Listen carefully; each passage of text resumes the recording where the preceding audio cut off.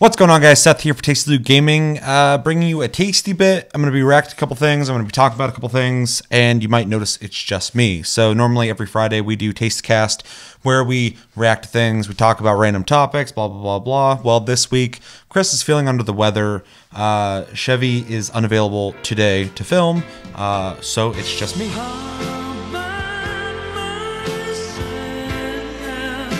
So we're going to chill, we're going to hang out, we're going to watch a couple things and talk about a couple things. Yeah, so quick reminder to play Deus Ex Mankind Divided and Telltale's Batman. Both are free on PlayStation Plus. Make sure to play those. Come back at the end of the month for Plus Club. We'll be talking about our experiences with those. Let us know yours. And our game of the month is Death Trap, an isometric tower defense game where you get loot, you level up, there's skill trees. It's really fun. Me and Chevy actually did a stream of it about a week ago. Make sure to check that out if you don't have access to it, but I do definitely suggest picking it up because it's an awesome game. It's really fun. So yeah, so this isn't a tasty cast. This is a tasty bit. So I'm going to be watching a couple things. First thing I'm going to be watching is a Japanese commercial for Monster Hunter World, which is coming out very soon, guys. I'm fucking excited. Oh, real quick, also, I pre-ordered the PS4 Pro Monster Hunter World edition. Really fucking excited about that. It's going to be here day one when the game comes out. So, yeah, I can't wait for that. I will definitely be doing an unboxing to show what comes with it. Hopefully you guys know that that's coming out if that's something that you want, because they're probably going to be limited. So get your hands on it. Don't buy the $700 ones on eBay. Not worth it. It's already expensive enough at $500. So, yeah, anyway, Monster Hunter World's coming out. Beta's happening. Make sure to play that. I'll be playing it. Hopefully, I'll be able to get a stream out. You guys can come hang out and maybe play together. We'll see.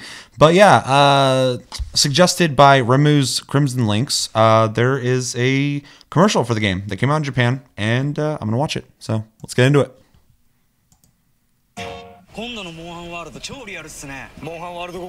Got some dudes chilling, hanging out. Damn, son.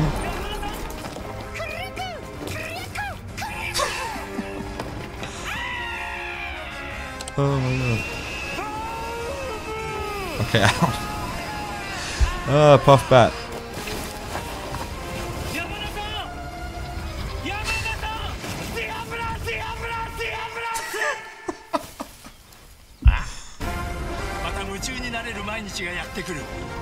Okay, guys. Oh, they got him.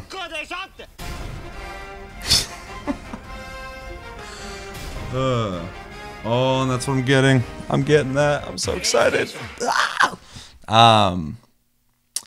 Yeah, so you think you're excited for Monster Hunter, you think I'm excited for Monster Hunter. That guy's fucking excited for Monster Hunter. Thanks for the suggestion to check that out. Crimson Links, very funny. I wish I understood Japanese because I would have liked to have known what they were saying, but pretty much get the gist. That was pretty funny, actually. The end part, I don't know if any of you guys have seen it. There's a movie called Versus. It's a Japanese movie directed by Yue Kitamura, and it's the best B-rated movie you'll ever see. And there's this character that during a fight jumps on the ground. He's acting like a frog, and he starts ripping through the ground, and he tunnels underground, and then he comes out just like that guy did. So that reminded me of that. So that's pretty funny.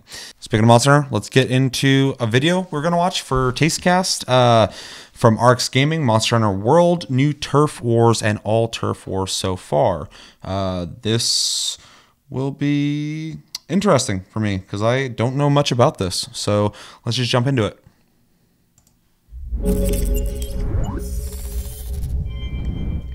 Yo, what's going on, guys? What's up, RX? Another Monster Hunter World video, and today I wanted to talk about turf wars. By now, I'm pretty sure you guys are all familiar with this, but Monster Hunter World introduced proper turf wars between monsters. We actually get to see them battle it out right in front of our eyes, and we can also use this to our advantage in battle by leading monsters into one another. If you've played the beta or you've seen any of the recent footage, then you've no doubt seen the obvious ones like Anjanath throwing Great Jagras around like it's nothing, or Rathalos picking up Anjanath and showing him who the real boss is. Which I love that. However, I love that this they is interact just with the each other beginning. like In the that. most recent trailer, Makes the we world feel also more got to alive. witness Elder Dragons fighting one another, Kushala versus Teostra and Teostra versus Nogigante. That's so cool. But what's cool is that just the other day, a few short TV commercials released. They're all about 30 seconds long, and they focus on different aspects of the game. One of those commercials was, of course, how we discovered that Kirin was going to be in the game. Hell but the yeah. one currently playing in the background focuses on Monster Turf Wars. It shows a few battles we've seen before, but it also shows a few more. Went down that rabbit hole of the Kirin armor. So with that being said, I thought There's some pretty pretty intense shit out there for that. We know so far, since this information I was wondering why everybody's like, during hunts, check out the Kirin armor. Go look into that. One another.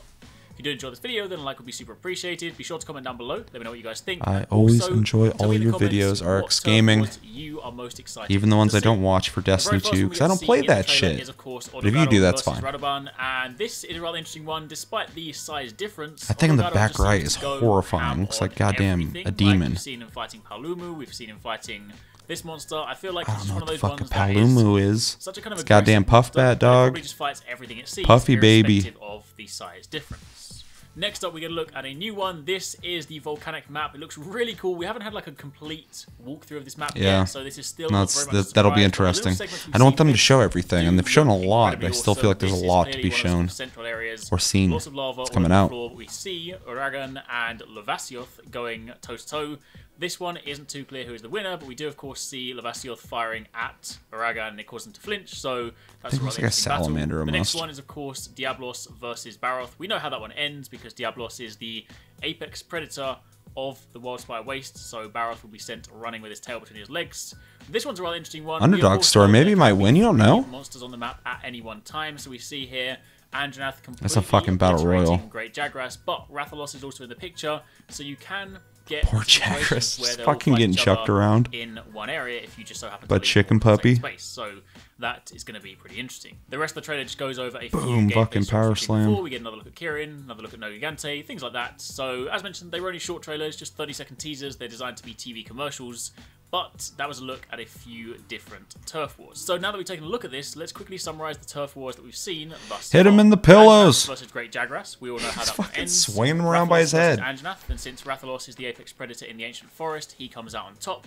We've seen Anjanath versus Tobigadachi, but the gameplay was a little bit too brief to I'm really know slowing the it down. true There's outcome. some of this We've I seen don't. Baroth fighting Geratados, and while Damn, it does look motherfucker. like Geratados has the distinct advantage in the swamp, the fact that it wraps around Baroth, it does usually end in him being thrown off, so this might well be That is one of those really even cool. Like, it's cool they already grab each Baroth, other, as but see it discussed, actually also wrapping fights around him Diablos, is but so Diablos being cool. the apex predator comes out on top. Now, while I haven't Boom. seen it personally, Tokuro-san, the director, did tell me during an interview in Japan that Kuruyaku has been known to walk up to Diablos, hit it with a rock, and then run away. So I genuinely can't wait to see that one. Yeah. Legiana is of I'm course excited the for apex that. predator in the Coral Highlands, so Legiana versus Paolumu will see Legiana win. We've also seen Paolumu versus Odogado, most and elegant of Odogado fights. wins that one when going against Radovan. Despite the size difference, again, it still seems to come out The on fucking top. sheets versus the Lavasioth pillow. and Uragan we saw in the most recent matchup. We've seen Rathian fighting Geratados in the Wildspire Waste, and she does a pretty brutal tail swipe that launches Geratados into the air, which is kind of cool. On the Elder Dragon front, we've seen Kushala versus Teostra, Teostra versus Nogigante, and in another one of the Shit's commercials, scary. Nogigante versus Kushala. And this one's really cool. Nogigante just literally throws Kushala as if he's nothing. He just This is throws like him to the Godzilla side. shit. Of course, It's do bear in dope. mind in these I love it. situations, we've only seen small snippets of gameplay. There's a chance that Kushala could have done a similar thing to Nogigante to begin with, but he does seem pretty aggressive, so this could be a rather interesting He thing. throws we'll him too, find that's out about crazy. in the story. And finally, in the Spring Update trailer, we of course know Devil Joe completely obliterates Great Jagras. Poor Great Jagras just can't seem to catch a break. I think all he wants to do is just eat and sleep. But either way, for the time being, that is a look at the... You know, when I run into Great Great Jagras, I want to beat his ass. He's a big, creepy looking monster, but now that I'm seeing everybody else just kind of throwing him around and old buddy Joe over here fucking just eating him, I feel kind of bad for him. Because, I mean, he's kind of the smallest one out of all of them. Yeah, that whole thing, my thoughts, really cool. I'm actually really excited to see these things happening dynamically as I play the game. There's a couple times in the beta already that I've been fighting something and something just shows up like in the middle of the fight, which just kind of changes the whole dynamic of what's happening or what to expect. So to see that on a bigger scale with some of the bigger monsters fighting each other, like I said, it's going to be like watching Godzilla fighting, Rodan or some shit. It's awesome. I say this every week. I just can't wait for this game to come out, and it finally is coming out, and I'll get to experience all of it. Also, the lava area looks really cool. The small bit that they've shown so far. So, yeah, really excited about that. Let me know in the comments, obviously, what you think about anything that we just watched on Monster Hunter. But also, is there anything I should know about Turf Wars? Am I missing anything? Any videos out there that you want me to watch on Monster Hunter as we close in on the release of the game? So excited, and I want my goddamn PS4 Pro. I've been meaning to get one for a long time, and I finally have pulled the trigger because what better reason than Monster Hunter? Yeah, so the last thing I'm going to be watching here, real quick, I was going to save it for Tasty Tuesday. We might still re-talk about it because I'd like to get Chris and Chevy's take on it. Is Nintendo Labo, I think it's Labo, was announced. You've probably heard about it already, but it's still pretty fresh, so I want to talk about it. So far, I've seen a little bit on it. It seems like Nintendo's selling us cardboard. So yeah, we're going to watch this and discuss it a little bit. So here we go.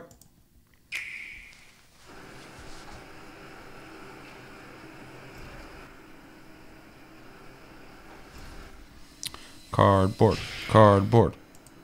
Sell me cardboard for like $60. I think I read that. I think it's like $60 or $80. So it seems like you get some cardboard, comes in an easily figure outable design to create a piano. Put your Switch in it.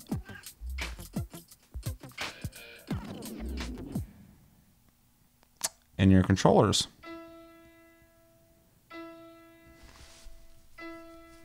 How the fuck's that work?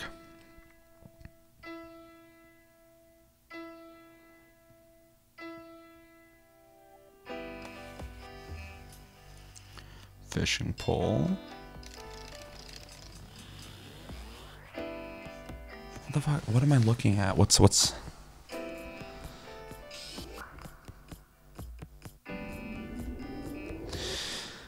Is there wires inside the cardboard or some kind of sensors or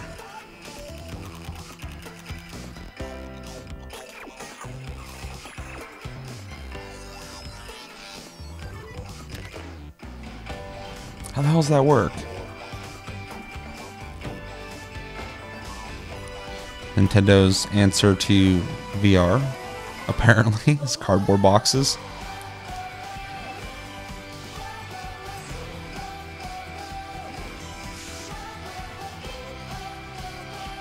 Seem like easy directions on how to build it, which is good. I couldn't imagine Nintendo releasing anything that'd be difficult to do.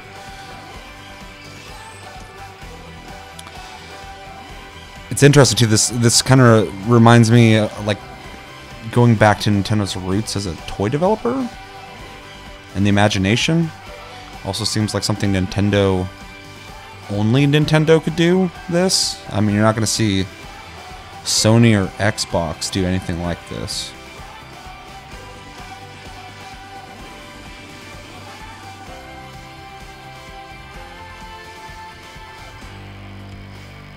I don't know if they came up with the name Labo. Maybe I'm missing something. 420. It's the perfect day for cardboard boxes to be coming out, sold to people. Yeah. I've been reading a little bit about this before watching this on Twitter. People have been talking about it, or IGN. And a lot of people are kind of talking about how this is not really meant for adults. It's meant for like kids or people with kids to kind of be creative with, which, you know, kind of makes sense. It makes actually complete sense. So that's really cool. But I'm a person who likes to create things anyway. I like to paint, draw, make music, do this, all this stuff. So there is something in me that's inherently interested in something like this. In fact, I think it's really bold that they're even doing it. I still am weirded out that it's cardboard, but I mean, it's kind of neat. I mean, who the fuck's even doing this? To get more information on this, I pulled up the Wikipedia on it because I want to know more about it. Like I said before, I'm not quite sure how it works. So it says Nintendo Labo is a gaming and construction toy platform developed by Nintendo to be used with the Nintendo Switch gaming system, which will be released in April 2018, so very soon. The platform uses kits that include cardboard cutouts and other materials that are to be assembled in combination with the Nintendo Switch console display and Joy-Con controllers to create Toy-Cons that can interact with game software and vice versa. Nintendo designed them as a way to teach principles of engineering and physics. That's something that I thought about too. It almost seems like it's basic engineering, which is pretty cool in the sense that, you know, your brain's a muscle. You should get it like working out. Everything's kind of so streamlined and easy to do nowadays. Why not let people stretch their creative muscle and build stuff with cardboard? Construction and gameplay. Nintendo Labo is released as individual Labo kits, each containing a set of pre-made cardboard cutouts and other materials used to make Toy-Cons, and a Nintendo Switch game card, which contains interactive instructions on how to assemble the Toy-Cons and software that the Toy-Cons can interact with. Once each Toy-Con is constructed, players insert the main Nintendo Switch display and or one of or both of the Joy-Con controllers according to the instructions. Each Toy-Con functions differently in the ways it interacts with either the Joy-Cons or the main display. For example, a piano Toy-Con can read the right Joy-Con controller's infrared sensor to identify notes being played. That makes sense. I was wondering how the keys were being read, but if there's an infrared sensor, it's probably beaming across there, and every time you press a key, it's reading what that is. That's actually kind of ingenious. I was wondering what they're going to do with the infrared sensors, and I would have never guessed it'd be this. Let's see. While robotic Toy-Cons move using HD rumble from the Joy-Con controllers, I actually watched a video on IGN where they were trying this, and it was moving like this. It was barely moving. So hopefully they streamline that, or hopefully the guys at IGN figure out how to fucking do this correctly, because I don't think they nailed it. Players may freely decorate the cardboard parts using coloring pens, tape, and other materials, while more experienced users can invent new ways to play with each Joy-Con, which is kind of cool. And I know people are definitely going to do this. I mean, if you look at anything that allows you freedom to do anything, like Minecraft, people make some crazy shit. So people are definitely going to DIY some Toy-Con stuff themselves, which will be kind of neat. So Labo kits. 2 Labo kits have currently been announced for launch of April 20th in North America, Australia, and Japan, and on April 27th in Europe. An accessory set containing stencils, stickers, and tape will be available separately. It's interesting that you're going to buy tape from them. The Variety Kit contains kits for 5 individual Joy-Cons, a remote-controlled car where the vibrations from the Joy-Con serve to provide momentum and steering to the car. The game software allows the player to control the car like a normal remote-controlled vehicle. A fishing rod where the Joy-Cons sit in the reel and the handle of the rod. The game receives motion input from the Joy-Con to stimulate the fishing game, which kind of reminds me of like Skylanders in a way, like having like a physical, tangible toy in your hand that you're interacting with the game, which is kind of cool. And you get to build it, so there's that whole experience, especially if you have kids, which everybody keeps talking about. Toy piano with full octave of keys. The console sits atop this to serve as a music stand, which is kind of neat. I mean, I have MIDI controllers and keyboards and shit, but I didn't build them, so I guess that's something. A motorbike with Joy-Con inserted into the handlebars on either side of the console for steering. I'm hoping that interacts with the game. Otherwise, I don't get it. A house containing a slot to insert different components that can interact with the game software on the console's display, which is kind of interesting, especially if they have like the screen on the side of the house, and maybe you can see what's happening inside of the house. That'd be kind of cool. If you're into that kind of thing. The robot kit includes parts to make a mecha suit that includes a visor which holds the Switch and a backpack that holds the Joy-Con. Holy shit. That's funny. I was saying the whole VR thing. This is the cheapest way they can make a headset. That's fucking funny. And in prior episodes of the show, I actually did speculate that they would release a headset, not a cardboard fucking headset, but a headset that you'd be able to slide the Switch into. So called that, just not the cardboard part. Still weirded out by that. This allows the player to rampage through a virtual world presented on the console screen. Journalists noted similarities between the kit and Project Giant Robot, a software title for the Wii U that had players use the motion sensing of the Wii U gamepad to control a robot and rampage through a city. Project Giant Robot was teased during E3 2014 and believed to be tied to Star Fox Zero, but was ultimately canceled. I actually think I remember this. While Nintendo has not confirmed any additional Toy-Cons, journalists observed that other Toy-Con configurations were shown in the announced trailer, suggesting that additional kits may be announced at a later date. Reception: investors in Nintendo responded positively to Labo. On the day after Labo's announcement of January 2018, Nintendo's stock price jumped 2.4%, representing about $1.4 billion to Nintendo's value.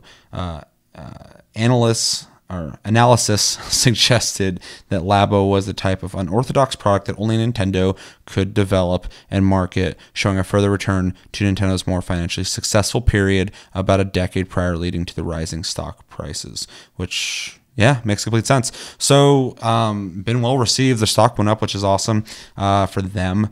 And yeah, like I said, my opinion on this is it's something new. It's different. It's not taking away from the initial Nintendo experience of their video games. So I hope they keep doing it. I'd love to see more kits come out. I want to see what it's like when it comes out, though, first. I don't know if I'll buy this necessarily, but I'd like to see somebody I know have it so I can kind of check it out. But I think this is more about the experience of getting it and making it and then interacting with it versus like your friend builds it and he invites you over to like fuck around with his Labo kit. Like I think it's more about Nintendo's whole theme of togetherness. You know, you see videos of like grandparents with their grandchildren playing games, or parents with their kids, or, you know, families all having fun. This is the same principle, which, you know, I think oddly enough fits really well with Nintendo. I'll be really interested to see how this goes. And Nintendo is a super creative company with, you know, great minds that think up crazy shit like this. So, yeah, if anybody else did this, I'd be like, yeah, that's dumb, but it's interesting. I'm into it, and kind of a tech nerd anyway. Even if it is cardboard and infrared sensors, I mean, there's something really interesting about that. But let me know in the comments, what do you think about Nintendo Labo? Are you interested in it? Do you think it's fucking stupid? Do you think it's crazy that they're trying to get you to buy cardboard? Maybe they got a whole factory full of old boxes that there's like, we need to get rid of this shit. And this is how they're doing it. And selling it at a premium price. But yeah, I think that's going to do it for this tasty bit. I almost said Tastecast, not Tastecast. As always, thank you for watching. Make sure to like and subscribe if you enjoyed this episode. Make sure to check out our other episodes. Check us out on Tumblr and Twitter and Facebook at Tasty Loot Gaming. Check out the streams on the channel if you missed them. They're uploaded. I've recently played There Are Billions, which is awesome. You need to fucking play that if you like RTSs or zombies or anything like that. I want to do another stream of that. I really enjoyed playing it. I want to play on harder difficulty, though, because I beat it on the easiest, and it was difficult there, so it's probably going to be more difficult the further I get into it. Also played Wildlands, did a stream of that. Fought the Predator, go check that out. The actual Predator from the movies, if you don't know. And I'll leave it at that. You should see it. It's pretty interesting. And I plan on doing some streams of Monster Hunter World, of course, very soon. And I'll probably play some Assassin's Creed because I've been trying to get back into that. So, yeah, that's going to do it for this episode, though. Thanks. And until the next episode, my name's Seth. Have a good weekend, guys. Take it easy.